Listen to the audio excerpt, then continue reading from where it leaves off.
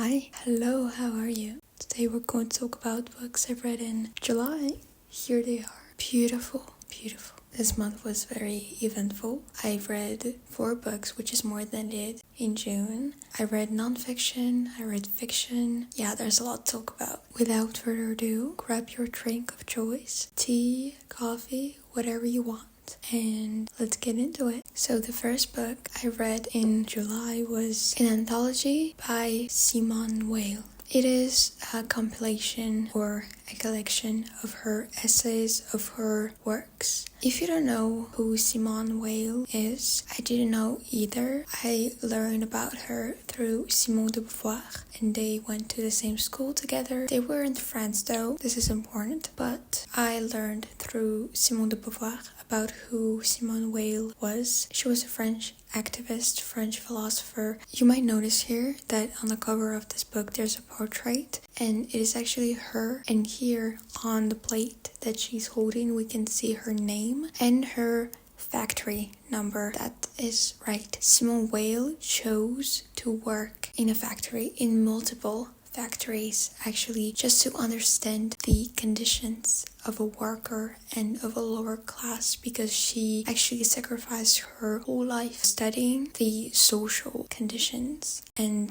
this is very important because it shows in her works, and I think she actually thought that if you write about social conditions and about bettering somebody else's life, you have to experience what they experience every day. And so to write about the conditions that a working class is experiencing around her, she had to go and work in the factory herself. So this is what just I admire in her. She's always in the front line. She actually was a volunteer to participate in the Spanish War, which is, I have no words. This woman is spectacular in a way that she was so different from any other writer, because she wrote about what she saw and what she experienced, yet she didn't romanticize any of what she went through, didn't know anything about her. I now consider her one of my favorite writers. In this edition that I have, there's an introduction that lasts 60 pages, and I had to read all of this introduction because I didn't know anything about Simone Weil. And let me tell you, her biography is so fascinating. She stays true to herself, and there's also stories of her students, because she was a teacher actually, and they actually banned her from schools because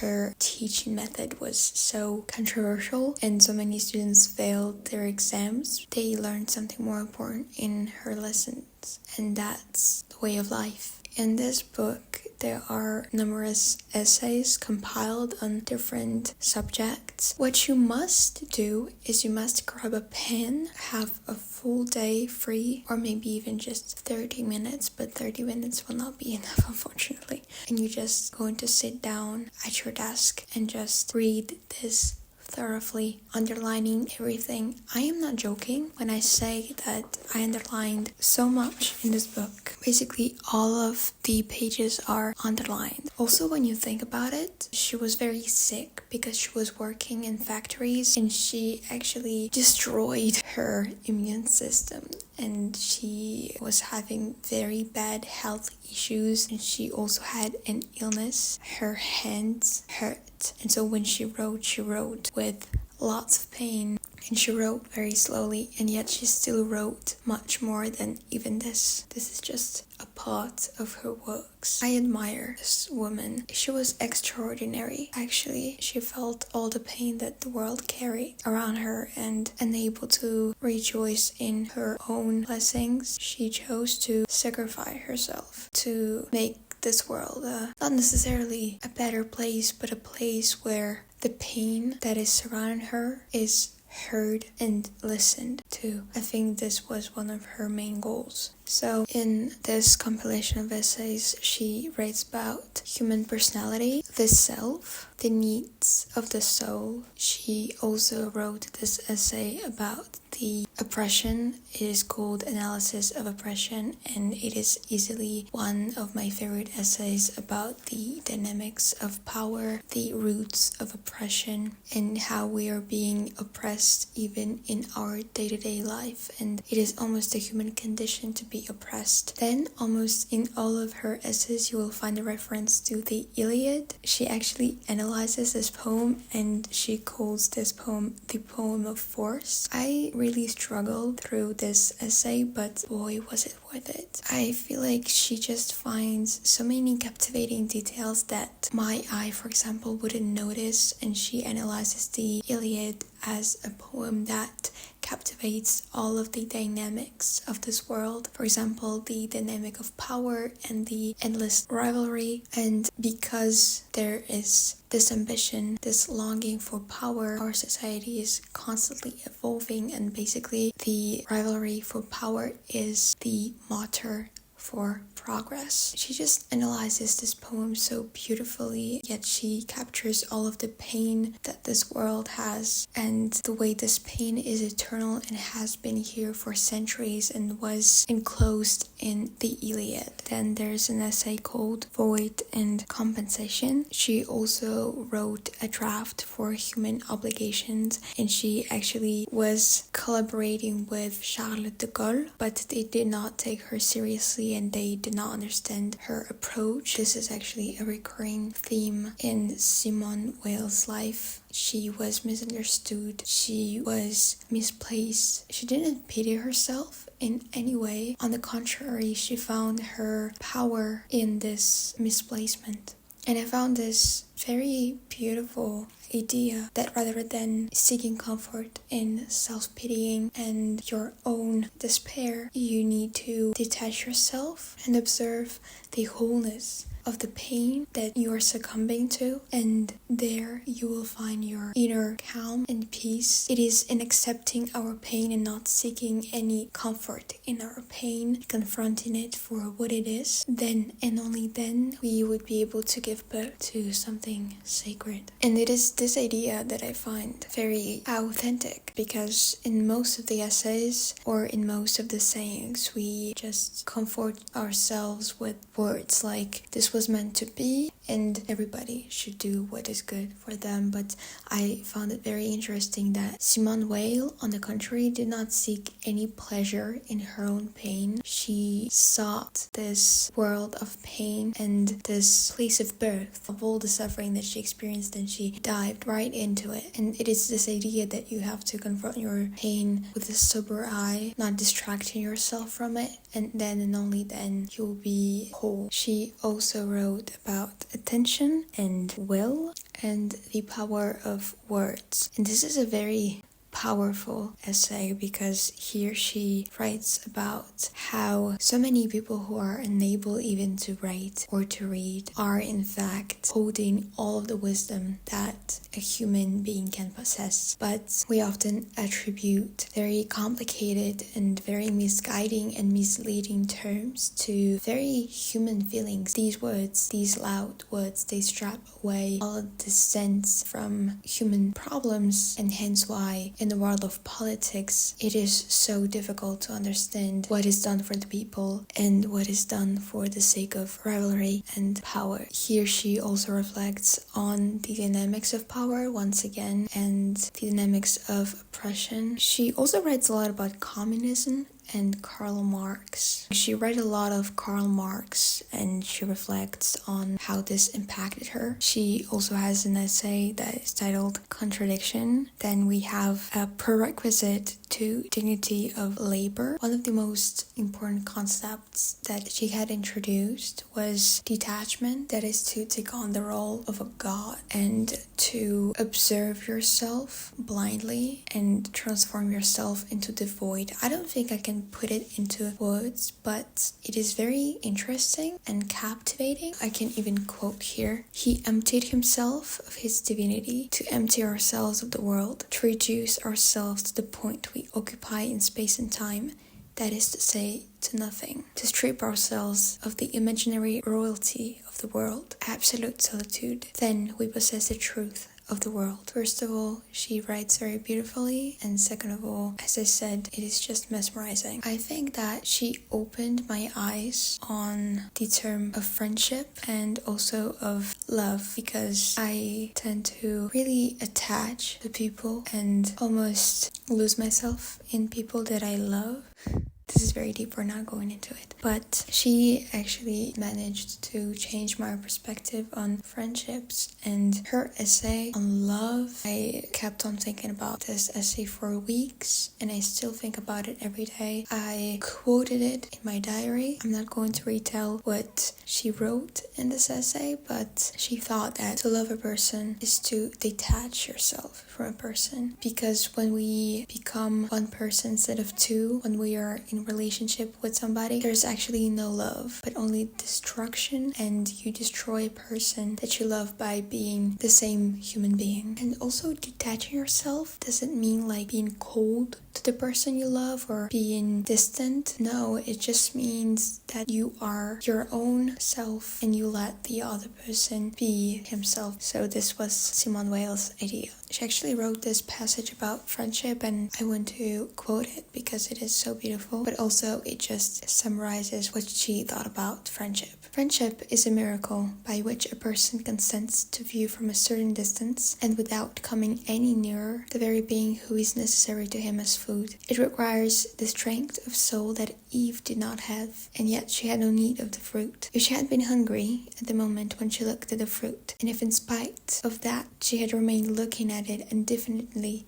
without taking one step towards it, she would have performed a miracle analogous to that of perfect friendship. I think I can say that this was one of my favorite books I've read, and as much as I was scared to read it because it is pretty long and it is non-fiction, something in me has changed when I read this book, and now I see the world from a different perspective. If you did not read Simone Weil's work, please do. I beg of you. She's just fabulous. I had to push myself through this book because it is quite challenging to get through, but it was so worth it. And I definitely recommend this book if you are into French philosophy or you find yourself questioning the nature of human condition, nature of power and force in society. And also if you're interested in politics, that would also be very beneficial to read this book. So yeah. The next book I've read was Les Nourritures Terrestres by André Gide. I've read it in French, and let me tell you, it was very different from Simone Weil's work because it is very lyrical. Now, I am not in any way defending what André Gide did. If you know, you know what I mean. There were some very questionable passages in this book that made me kind of suspicious, but here I want to discuss not André Gide as a person. It is a very different conversation. I want to discuss this book that he wrote, and this book influenced so many young people, especially this line, Nathaniel, je t'enseignerai la ferveur. And this book is filled with desire, with passion, with fever for the world around us. This book is an embodiment of lust for life. André Gide here describes the landscapes of different countries, different cities. I promise you, after reading this book, you might want to get away from your day-to-day life, leave on a train, go to the French countryside, find a little house on a hill, and then just lay on the grass. This is what I want to do. And I guess this is why so many young people at the time when they read André Gide, they had this instinct to part and to leave from their homes and to search for this desire for life. I feel like it had the same impact on young people as did Jack Kerouac's On the Road, because here we find a person who has no home and his home is the world around him. Here André Gide also reflects on the purpose of life and on the fact that our material desires are nothing compared to our inner desires that all of us have. If you just want to recover all of the beauty that the world has to offer you, and if you want to feel this lust for life and excitement about about hot afternoons, walks in the forest, or if you want to remind yourself of the taste of different fruits, then read this book. Because after this book, I wanted to leave my house, even for a second, go buy myself some fruits and read a book in the park. And also, if you're into lyrical language and just beautiful phrases, this book is perfect for a hot summer day. It is like a gulp of fresh water. The third book I've read was Risible Amour by Milan Kundera. I like Milan Kundera. I like his works. I wouldn't say they are necessarily my favorite or he's my number one writer. No, but I sometimes like to read his books because they're full of light and joy, and they reflect on very heavy topics and on the irony of life that is happening to all of us, yet they are very nonchalant. This is a collection of short stories that are all concentrated on two things: comedy and tragedy, and how in the midst of tragedy there's always a place for comedy, and also how comedy can sometimes lead to tragedy. If you have read any other works by Milan Kundera, you know that he often writes about the absurdity of life and how one simple joke can change a person's life forever. This was actually a plot for his book that is titled The Joke, and I read it and it is one of my favorite books. In this book, a lot of characters are lying to cover something up, and then they find themselves completely miserable, yet all of this started as a simple joke. It is a very erotic collection too, and it is definitely absurd. If you want to just dive deeply into all of the absurdity that we are confronting in this world, this book is for you. Also, I absolutely love how Kundera can be so whimsical, but also so thought-provoking, because he tends to go deeply into the existential questions in his books, but he confronts these questions with satire and absurdity. This was definitely not my favorite of his. My favorite story here was Edward and God. It was a lot, but anyway, not the best, yet not very bad. The fourth and the last book I read in July was A Horse at Night by Amina Kane. Let me start with the good things. First of all, the beautiful cover. I love this cover. Easily one of the best book covers that I own. But let me just say that this book was nothing I was expecting. I thought that this work would reflect on the style of writing of different authors, and in this book we would find maybe some advices on how to write. And as a person who of course tried writing, I am very passionate about the methods of writing. I want to learn more about the process of writing, and this is what I thought this book was about. And at the same time, yes, it was this, but no, not at all. I was kind of disappointed, I'm not gonna lie. And I know that it is not the author's fault that I had some expectations and that my expectations weren't fulfilled. I am so disappointed because I feel like this book has so much potential, and yet it is just bleak. I don't know. I found so many beautiful passages in this book, but also, like when you're reading a book and you already know what will be written there, and not in a good way. Like you're not anticipating something. It is that feeling when you are thirsty for something and you are unable to fulfill this desire that is so frustrating to me. And I guess this is why I was disappointed. I anticipated something and I was given nothing. I mean, some of the analysis are pretty good and pretty captivating, but nothing very extraordinary. And I don't think that to be a good author, a person has to offer us a new point of view or something so unseen and unknown before that we are just mesmerized. No, I don't think so. I think a writer can and even has to transform mundane things and things that have already existed into something new and unexperienced. And in this book, I just understood that I will find nothing of that sort, unfortunately. On the cover, there's lots of positive reviews and I just felt excluded. and kind of alone when I was reading this book, whereas I think that the writer must keep you company when you're reading a book. Also, what threw me off was that I guess this book was written after pandemic, maybe a year or two ago, and I didn't know that. And so when there were mentions of Instagram, Facebook, lockdown, I was like, okay. I guess I was completely just thrown off by the fact that me and this author we exist at the same time. Sometimes I just love when the action is happening at the same time that I'm living, but also sometimes I'm just so thrown off, it just is distracting, and in this book it was definitely distracting. But you know, I read this book in one sitting. I read it on a Friday morning. When I finished this book, I was like, okay, what's next? So I'm not saying that this book is necessarily very bad. I would not say that. I think I have a neutral position here. I just think I was not the target audience for this book, and I didn't find something that I was searching for in this book. This is definitely my fault and not the author's fault. Although the ending of this book was so poetic, it was very lyrical and very beautiful. These were all the books that I read in July. We had a good start and not such a good finish. But I am excited for August. I have already started reading a book, and so far I just love it. This is another conversation. I hope you enjoy this book chat. Let me know what you read in July, and let me know what you think about the books I've talked about today. I hope you're having a great day. I wish you all the best, and bye.